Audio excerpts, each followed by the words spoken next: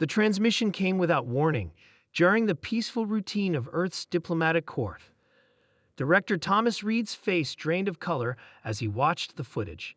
A human child, barely 8 years old, executed by Galactic Council enforcers for the crime of genetic contamination. They claim Maria was carrying unauthorized augmentations. Reed whispered to his assembled staff. She was just visiting her father at the embassy on Nexus Station. What the Council didn't know, what they couldn't have known, was that Maria hadn't been augmented. She had been born with a rare genetic condition, one that mimicked the neural patterns of banned technology. The Council, in their haste and arrogance, had killed her without bothering to verify their assumptions. They didn't even give us a chance to explain. Reed's voice cracked. They just disposed of her. The room fell silent. Humanity had been part of the Galactic Council for only 20 years, still newcomers by the standards of species who had been spacefaring for millennia. Humans had played by the rules, accepted the limitations imposed upon them, and tried to build bridges with the older races who viewed them with suspicion. All that goodwill sacrificed in an instant of alien callousness. Sir, Admiral Jackson spoke from the back of the room. I believe it's time to implement Protocol Omega. Reed stared at the Admiral with wide eyes. That would be an act of war. They fired the first shot, sir. They killed a child. Asterisk, asterisk, asterisk. On the Galactic Council's central world of Thria, High Counselor Dorat received the news of Earth's diplomatic withdrawal with mild annoyance. They'll come crawling back, he assured his fellow counselors. Humans always do. They need our technology, our protection. An aide approached with a datapad. High Counselor, we're detecting unusual energy signatures throughout human space. All their colonies are going dark. Dorat waved a dismissive hand. They're throwing a tantrum. Let them isolate themselves for a while. Sir, the aide persisted.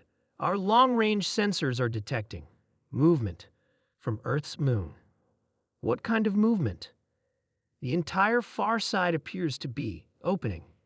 Asterisk, asterisk, asterisk. Beneath the lunar surface, in chambers that had remained sealed for over 3 centuries, massive engines roared to life. Great doors slid open in the regolith, revealing hundreds of ships that had been hidden away since before humanity's first tentative steps into interstellar space. Admiral Jackson stood on the bridge of the dreadnought Nemesis, the flagship of Earth's secret fleet. Around him, officers worked with practiced efficiency, as if they hadn't been awakened from cryosleep mere hours ago. Status report, Jackson commanded. All ships reporting ready, Admiral. The Council remains unaware of our true capabilities. Jackson nodded grimly. When humanity had been approached by the Galactic Council, Earth's leaders had made a strategic decision. They presented themselves as a young, relatively primitive species, while concealing the true extent of their technological advancement. The peaceful contact had been a stroke of luck. Earth had been preparing for war, not diplomacy. For 200 years before first contact, humanity had built in secret, creating a fleet that could defend Earth against any conceivable threat.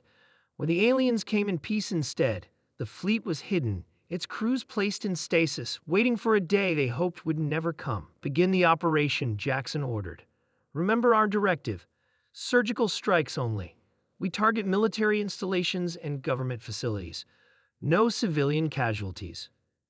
Across human space, similar scenes unfolded as hidden bases activated and ancient weapons platforms came online. The facade of vulnerability fell away, revealing a species that had never truly been defenseless.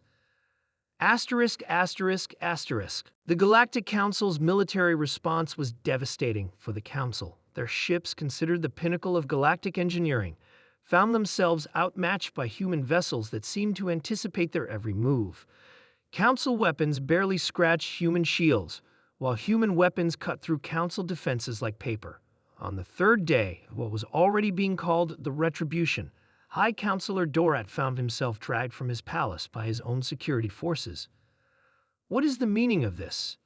He demanded as they escorted him to an emergency bunker.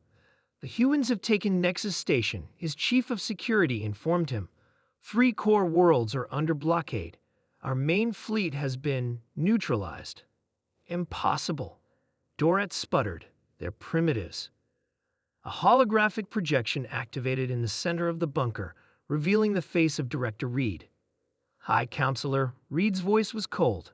I believe we need to discuss new terms for humanity's relationship with the Council. You can't dictate terms to us, Dorat hissed. The other races will never stand for it. The other races are currently watching your military collapse, Reed replied. Many have already reached out to us privately. It seems they've had their own grievances with Council leadership for some time. What do you want? Dorat finally asked, defeated. Justice for Maria, and a complete restructuring of the Council. No species will ever again be treated as lesser members. No child will ever again be killed for being different. Asterisk, asterisk, asterisk. 1 month later, Thomas Reed stood before the newly formed Galactic Assembly, the Council's replacement, as Earth's representative. Humanity never wanted war. He addressed the gathered diplomats. We built our fleet because we feared what we might find among the stars. When we found cooperation instead, we hid our strength away, hoping never to need it. He paused, looking around the chamber at the representatives of 100 worlds. We now invite all species to join us in creating something better than what came before. A galaxy where strength is used to protect the weak, not to dominate them. Where differences are celebrated, not punished.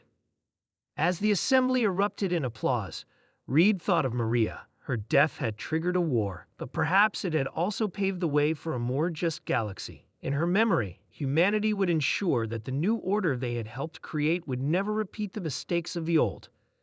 The ancient fleet would remain, though, a reminder and a promise. Humanity had revealed its teeth, and the galaxy would not soon forget.